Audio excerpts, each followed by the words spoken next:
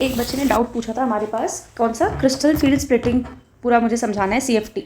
तो अभी समझते हैं कि CFT क्या होती है और कैसे वर्क करती है। तो सबसे पहले उसको जानने से पहले यू शुड नो कि हमारे पास एक डी ब्लॉक एलिमेंट है, तो ऑब्वियसली उसके पास डी ऑर्बिटल होगा।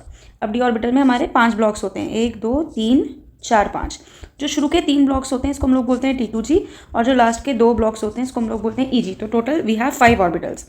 अब होता क्या है कि हमारे पास और हमारे कोर्स में 2 तरह के कॉम्प्लेक्सेस होते हैं। एक होता है ऑक्टाहेड्रल, ऑक्टाहेड्रल को हम लोग बोलते हैं ML6 टाइप, और दूसरा होता है हमारे पास टेट्राहेड्रल जिसको बोलते हैं ML4 टाइप।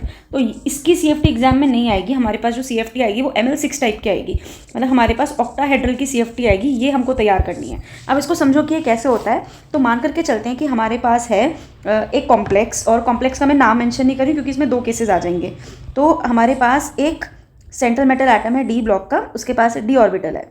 तो पहले मैं उसकी ग्राउंड स्टेट के ऑर्बिटल्स बना देती हूँ। तो अभी ग्राउंड स्टेट में T2G और EG दोनों की एनर्जी लगभग सेम है, ये हो गई इनकी ग्राउंड स्टेट। अब ऐसे मान करके चलते हैं कि इसको एक लाइगेंड ने अप्रोच करा। जब सेंट्रल मेटल एटम को लाइगेंड अप्रोच करेगा तभी फॉर्मेशन हो जाएगी बॉन्ड की। तो जब लाइगेंड इसको अप्रोच करेगा तो ये जो हमारा डी ऑर्बिटल है सारा का सारा, ये थोड़ा सा एक्साइटेड हो जाएगा। तो देखो ये थोड़ा सा एक्साइटेड हो गया। जब ये थोड़ा सा एक्साइटेड होगा तो एनर्जी थोड़ी सी बढ़ जाएगी।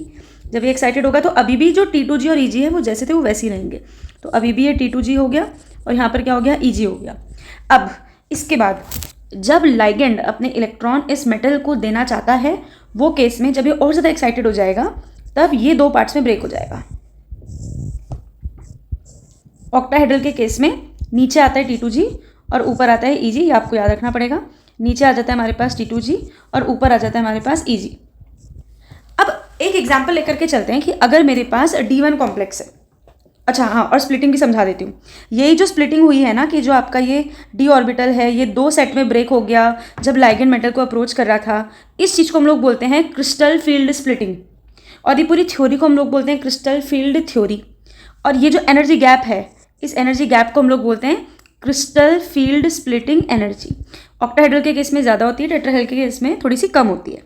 अब अगर आपके पास D1 कॉन्फिगरेशन है, D1 कॉन्फिगरेशन का मतलब हुआ कि जो मेटल है उसके पास डी ऑर्बिटल में केवल एक इलेक्ट्रॉन है।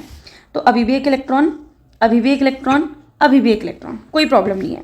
अब ऐसे मान करके चलते हैं कि आपके पास D2 है, तो D2 में अभी भी 2 इलेक्ट्रॉन, यहाँ पर भी 2 इलेक्ट्रॉन, यहाँ पर भी 2 इलेक्ट्रॉन, कोई दिक्कत नहीं है। अब ऐसे मान करके चलते हैं आपके पास D3 है, अभी भी एक इलेक्ट्रॉन, इधर भी एक इलेक्ट्रॉन, इधर भी एक इलेक्ट्रॉन। यहाँ तक तो आपको क्रिस्टल फील्ड स्प्लिटिंग करने में कोई दिक्कत नहीं आएगी। लेकिन क्वेश्चन ये आता है कि अगर आपके पास D4 कॉन्फिगरेशन है, अब D4 कॉन्फिगरेशन में जो इलेक्ट्रॉन की फिलिंग है थोड़े अलग तरीके से होगी। तो ग्राउंड स्टेट में ये first electron, second electron, third electron, fourth electron, थोड़ा एक्साइटेड हो गया तभी भी ऐसे लिखा जाएगा। अब जब ये 2 पार्ट्स में स्प्लिट हो गया है पूरा का पूरा, ये फर्स्ट पार्ट है, सेकंड पार्ट है, इसमें स्प्लिट हो गया।